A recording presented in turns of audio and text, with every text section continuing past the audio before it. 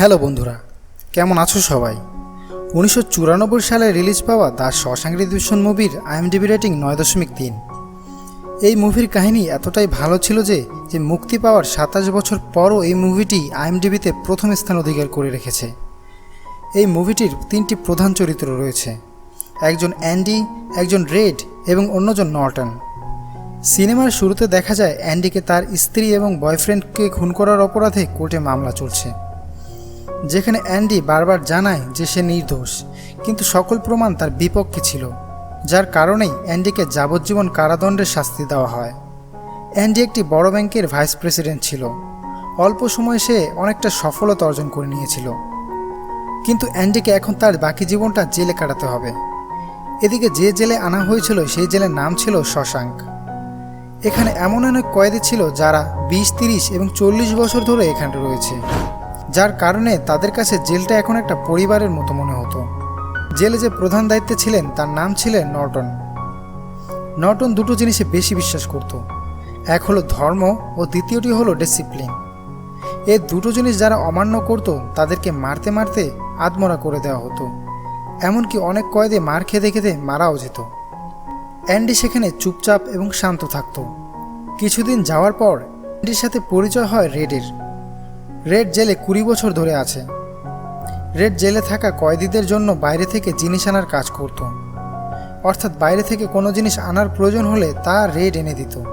তার জন্য রেড কিছুটা কমিশন পেত। অ্যান্ডি রেডকে ছোট একটি হাতুড়ি এনে দিতে বলে। তখন রেড জানতে চায়, ছোট হাতুড়ি দিয়ে তুমি কি করবে?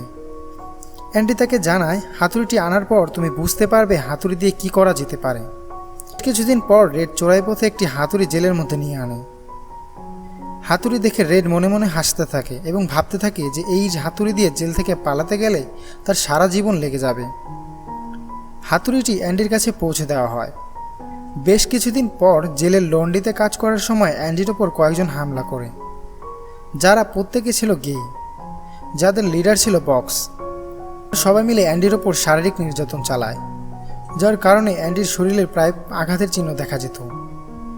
এরকম কয়েক বছর চলার পর অ্যান্ডি এবং তার বন্ধুদেরকে ছাদ মেরামতের কাজে পাঠানো হয়। কাজ করার সময় তাদের পাশে কয়েকজন গার্ডকে কথা বলতে দেখে অ্যান্ডি। গার্ডের কথা শুনে অ্যান্ডি জানতে পারে তাদের মধ্যে হ্যাডলি নামের একজন লোক তার ভাইয়ের কাছ থেকে $35,000 পেয়েছে, যার কারণে হ্যাডলি খুবই চিন্তার মধ্যে ছিল, কারণ সে টাকার জন্য তাকে অনেকটা ট্যাক্স ভরতে হবে। অ্যান্ডি যেহেতু আগে একটি ব্যাংকের কর্মকর্তা ছিল, সে জানতো কিভাবে টাকাটাকে ট্যাক্স ফ্রি করা যায়। এবার অ্যান্ডি হ্যাডলির কাছে যায় এবং বেশ কয়েকটা প্রসেস বলে দেয়। অ্যান্ডির সাজেশনের জন্য হ্যাডলির অনেক টাকা সেভ হয়ে যায়, আর এই কারণে হ্যাডলি খুশি হয় অ্যান্ডি এবং তার বন্ধুদের সবাইকে বিয়ার খাওয়ায়। পরবর্তী দৃশ্যে দেখানো হয় বেশ কিছুদিন পর বক্স এবং তার সহযোগীরা মিলে অ্যান্ডির উপর আবার আক্রমণ চালায়। অ্যান্ডিকে এত বাজেভাবে মারা হয় যার কারণে অ্যান্ডির বেশ কিছুদিন হসপিটালে থাকতে হয়। এই কাজের জন্য বক্সকে 1 সপ্তাহের জন্য কালকুঠুরিতে বন্দি করে রাখা হয়। 1 সপ্তাহ পর যখন বক্স তার নিজের সেলে ফিরে আসে, তখন তার জন্য একটি গার্ড অপেক্ষা করে। এই গার্ডটি আর কেউ নয়, অ্যান্ডি যার টাকা সেভ করে দিয়েছিল সে। এরপর হ্যাডলি বক্সকে প্রচণ্ড মারে, যার কারণে বক্স সারা জীবনের জন্য খোঁড়া হয়ে যায়। এর কিছুদিন পর অ্যান্ডি তার নিজের জেলে ফিরে আসে। পরবর্তী দৃশ্যে দেখানো হয় প্রধান চরিত্র নর্টন বেশ কয়েকজন গার্ড নিয়ে অ্যান্ডির সেল পরীক্ষা করতে যায়। অ্যান্ডির সেলে ঢোকার পর নর্টন দেখতে পায় অ্যান্ডি বসে বসে বাইবেল পড়ছে, যা দেখে নর্টন খুব খুশি হয়। তারপর নর্টন অ্যান্ডির হাত থেকে বাইবেলটি নিয়ে কিছুক্ষণ তার সাথে কথা বলে। যাবার সময় নর্টন অ্যান্ডির বাইবেলটি ফেরত দিয়ে যায় আর বলে মুক্তির পথ এতেই আছে। অ্যান্ডির জেল পরিদর্শন করার পর নর্টন খুব খুশি হয়। যেহেতু অ্যান্ডি সকলের তুলনায় খুব বেশি শিক্ষিত ছিল, সেজন্য তাকে আলাদা করে লাইব্রেরিতে কাজ দেওয়া হয়। যেহেতু অ্যান্ডির সাজেশনের কারণে হ্যাডলির টাকা সেভ হয়ে গিয়েছিল, সেজন্য সকলেই অ্যান্ডির কাছে ফিনান্সিয়াল সাজেশন নিতে আসত। এই ঘটনার পাশাপাশি অ্যান্ডি জেলের লাইব্রেরি বড় করার জন্য সরকারের কাছে আবেদন করত। বেশ কয়েক বছর চিঠি লেখার পর সরকারের কাছ থেকে বেশ কিছু সাহায্য পাওয়া যায় লাইব্রেরির জন্য। সে আর্থিক সাহায্যের মাধ্যমে অ্যান্ডি সেখানে সবচেয়ে বড় লাইব্রেরি হিসেবে তৈরি করে। এই সময় নর্টন জেলের বাকি সকল কয়েদিদের নিয়ে বাইরে কাজ করাতে থাকে, যাতে করে সরকারের কিছু বেশ অর্থ বেঁচে যায়। যার কারণে নর্টন অনেক কাজের টেন্ডার ধরেছিল, যার থেকে প্রচুর টাকা ইনকাম করেছিল। যা সরকারকে না দিয়ে সে নিজে রেখে দিয়েছিল। আর সেই সকল কালো টাকার হিসাব রাখতে হতো অ্যান্ডিকে। আর সকল টাকা নিরাপদে রাখার জন্য অ্যান্ডি নকল মানুষের ব্যাংক অ্যাকাউন্ট খোলায়, যার অস্তিত্ব এই পৃথিবীতে নেই, কিন্তু সকল ধরনের ডকুমেন্ট আছে। পুলিশ যদি পরবর্তীতে জানতেও পেরে যায়, ওই নকল মানুষকে খুঁজে যাবে, কিন্তু নর্টনের ব্যাপারে তারা জানতে পারবে না। পরবর্তী দৃশ্যে দেখানো হয় ওই জেলখানায় নতুন একটি কয়েদি আসে, যার নাম টমি উইলিয়াম। টমি উইলিয়ামের সাথে অ্যান্ডি, রেড এবং তাদের সকলের বন্ধুত্ব হয়ে যায়। বেশ কিছুদিন পর টমি উইলিয়াম রেডের কাছে জানতে চায় অ্যান্ডি এত শিক্ষিত হওয়া সত্ত্বেও এই জেলের মধ্যে ও কি করছে। তখন রেড ওকে বলে অ্যান্ডি এখানে আসার আগে একজন ব্যাংকের বড় কর্মকর্তা ছিল। ওর ওপর ওর বউ এবং তার বয়ফ্রেন্ডের খুনের অভিযোগে এখানে আনা হয়। এর পরের দৃশ্যে দেখানো হয় রেড এবং অ্যান্ডি টমির সামনে দাঁড়িয়ে আছে। টমি ওদেরকে একটি গল্প বলে। টমি জানায় 4 বছর আগে ও একটি জেলে ছিল। ওখানে ওর সাথে একটি কয়েদির পরিচয় হয়। গল্প করতে করতে ওই কয়েদিটা টমিকে জানায় সে একটা বাড়িতে চুরি করতে গিয়েছিল। চুরি করার সময় বাড়ির মালিকের কাছে ও ধরা পড়ে যায়। তখন ওই বাড়ির মালিক এবং তার গার্লফ্রেন্ড দুজনকেই গুলি করে মেরে ফেলে। তখন জানতে পারে ওই মহিলাটা কোনো একটি ব্যাংকারের ওয়াইফ ছিল। তারা এই দুটো খুনের অপরাধে ওই ব্যাংকারকে শাস্তি দেওয়া হয়। অ্যান্ডি এটা শোনার পরই সে নর্টনের সাথে কথা বলে।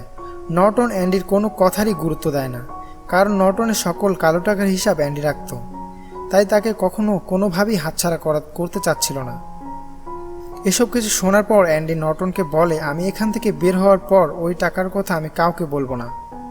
তারপর নর্টন রেগে গিয়ে অ্যান্ডিকে কালকুঠুরির মধ্যে বন্দি করে রাখে এবং একদিন রাতে অনেক চালাকি করে টমিকে মেরে ফেলে, যাতে করে অ্যান্ডির কোনো সাক্ষী না থাকে।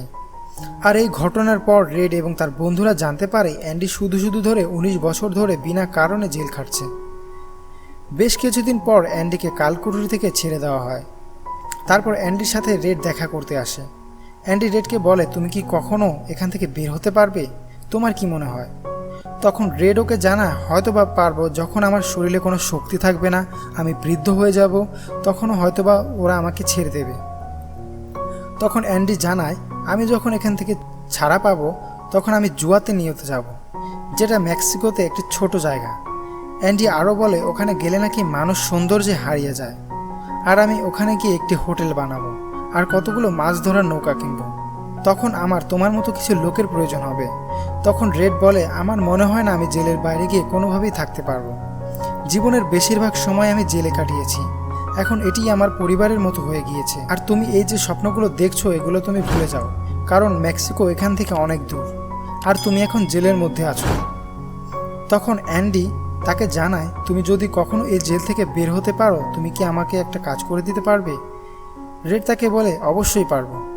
অ্যান্ডি বলে বাস স্ট্যান্ডের ধারে একটা দেয়াল আছে, আর সেখানে তুমি একটা কালো পাথর দেখতে পারবে, সবার থেকে আলাদা। ওখানে কিছু জিনিস থাকবে, সেগুলো তুমি তোমার কাছে রেখে দেবে। খেতে বসে রেড তার বাকি বন্ধুদের বলছিল দিনের বেলায় আমরা অ্যান্ডির ওপর নজর রাখতে পারবো, কিন্তু রাতের বেলায়? তখন ওদের মধ্যে একজন বলে যে আজ আমার থেকে অ্যান্ডি 6 ফুট লম্বা একটি দড়ি নিয়ে গেছে। আর এটা শোনার পর সবাই খুব চিন্তার মধ্যে পড়ে যায়। অন্যদিকে দেখা যায় অ্যান্ডি নর্টনের অফিসে বসে তার কালো টাকা হিসাব করছে এবং নর্টনের সকল কালো টাকার ডকুমেন্ট লকারের মধ্যে লিখে দেয়। এবার নর্টনের অফিস কাজকর্ম শেষ করার পর অ্যান্ডি তার সেলে ফিরে আসে। সেদিন রাতে অ্যান্ডিকে নিয়ে রেড অনেকটা চিন্তার মধ্যে পড়ে যায়। পরদিন সকালে সমস্ত সেলের লক খুলে দেওয়া হয়। সকালে বের হলো অ্যান্ডি কিন্তু বের হয় না।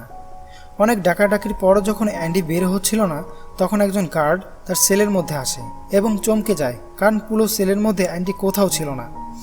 তখন নর্টন অ্যান্ডির সেলে আসে এবং গার্ডদের বলে এখনই আমি অ্যান্ডিকে দেখতে চাই। তখন নর্টন রেডকে প্রশ্ন করে তুমি তো অ্যান্ডির ভালো বন্ধু, বলো অ্যান্ডি কোথায় আছে? তখন রেড বলে আমি তো এসবে কিছুই জানি না। এটা শোনার পর নর্টন খুব রেগে যায় এবং তাদের উপর কিছু পাথর ছুঁড়ে মারে, আর ওর থেকে একটা পাথর দেয়ালে গিয়ে লাগে যেখানে একটা মডেলের পোস্টার লাগানো ছিল, কিন্তু পাথরটা দেওয়ালের ছিটকে আসার পরিবর্তে দেওয়ালের ভিতর ঢুকে যায়। যখন তারা পোস্টার সরায় তখন তারা দেখতে পেল অ্যান্ডি একটি লম্বা সুড়ঙ্গ করে ওখান থেকে পালিয়ে গিয়েছে, যেটা দেখে ওরা সবাই হতবাক হয়ে যায়, কারণ এরকম একটা সুড়ঙ্গ তৈরি করতে গেলে মেশিনের প্রয়োজন হবে। আজ থেকে 20 বছর আগে রেড যে হাতুড়িটা অ্যান্ডি এনে দিয়েছিল সেই হাতুড়ির সাহায্যে অ্যান্ডি সুড়ঙ্গ তৈরি করেছিল, আর 20 বছরের মধ্যে অ্যান্ডি সুড়ঙ্গ তৈরি করে এখান থেকে পালিয়ে যায়। অনেক খোঁজাখুঁজির পর তারা শুধু ওই হাতুড়িটাকে খুঁজে পায়। আগের দিন রাতে যখন অ্যান্ডি নর্টনের কালো টাকার হিসাব করছিল তখন ডকুমেন্টের বদলে লকারে বাইবেল রেখে দেয়। নর্টন যখন অফিস থেকে বের হয় তখন অ্যান্ডি নর্টনের জুতা এবং জামা পরে সেলে ফিরে আসে। যখন জেলের সকল আলো বন্ধ করা হয় তখন অ্যান্ডি জামা এবং জুতাটাকে একটি প্যাকেটের মধ্যে ভরে, তারপর সুড়ঙ্গ দিয়ে সে বাইরে বেরিয়ে আসে। সকালে যখন জেলের পুলিশরা অ্যান্ডিকে তখন অ্যান্ডি ওই নকল মানুষ সেজে নিউ ইংল্যান্ডের ব্যাংকে ঢোকে এবং নর্টনের জমানো সকল টাকা উঠিয়ে নেয়। সকল বিপদ থেকে নিজেকে রক্ষা পাবার জন্য সকল কালো টাকার হিসাব নকল মানুষের অ্যাকাউন্টে রেখেছিল নর্টন। আজ অ্যান্ডি ওই নকল মানুষ সেজে নর্টনের সকল টাকা উঠিয়ে নেয়, কারণ ওই নকল মানুষের সকল ডকুমেন্ট জেল থেকে অ্যান্ডি তার সাথে করে নিয়ে এসেছিল। একই সাথে নর্টনের সকল দুর্নীতির একটি হিসাব একটি প্রেসের কাছে পাঠিয়ে দেয়। আর পরের দিন নর্টনের নামে কিছু কাগজ ছাপিয়ে দেওয়া হয়। পরের দিন নর্টন পেপার চেক করার সাথে সাথে তার লকার চেক করে এবং সে দেখতে পায় ডকুমেন্টের বদলে সেই বাইবেলটি রয়েছে, যে বাইবেলটি অ্যান্ডির কাছে ছিল। বাইবেলটি খোলার পর প্রথম পাতায় লেখা দেখতে পায়, ডিয়ার ওয়ার্ডেন, তুমি ঠিকই বলেছিলে, মুক্তির পথ এতেই আছে। এটা সেই বাইবেল ছিল যেটা 20 বছর আগে অ্যান্ডি তার কাছে রেখে দিয়েছিল। আর ওটাকে খোলার পর দেখা যায় ওখানে হাতুড়ি শেপে কাটা ছিল। 20 বছর আগে যখন ওয়ার্ডেন বাইবেলটি নিয়েছিল তখন হাতুড়িটি ওখানেই ছিল। সেদিন যদি ওয়ার্ডেন বাইবেলটি খুলতো তাহলে আর এই ঘটনা এত দূর পৌঁছাতো না। এত কিছু জানার পর পুলিশ তাকে গ্রেফতার করতে ওখানে চলে আসে। তখন ওয়ার্ডেন নিজেকে গুলি করে আত্মহত্যা করে। সকল ঘটনার অনেকদিন পর রেডকে জেল থেকে ছেড়ে দেওয়া হয়। রেড ছাড়া পাওয়ার পর ওই স্থানে যায় যেখানে অ্যান্ডি তাকে যেতে বলেছিল। যেখানে গিয়ে পাথরের নিচে রেড একটি বাক্স পায়। বাক্সের মধ্যে ছিল একটি চিঠি এবং কিছু টাকা। চিঠিতে লেখা ছিল, তোমার কি জায়গাটার নাম মনে আছে? তখন রেড মনে মনে বলে, জাভাতে নিও। চিঠিতে আরও লেখা ছিল, আমি তোমার জন্য এখানে অপেক্ষা করছি। তখন রেড সবকিছু গুছিয়ে ওখানে চলে যায়। গিয়ে রেড দেখতে পায় অ্যান্ডি একটি নৌকার উপর বসে কিছু কাজ করছে। ওখানে অ্যান্ডি রেডকে দেখতে পেয়ে খুব খুশি হয়। আর এভাবেই মুভিটির সমাপ্তি ঘটে। ভিডিওটি কেমন লাগলো তা কমেন্ট বক্সে জানাও। ভালো লাগলে লাইক, কমেন্ট ও শেয়ার করতে পারো।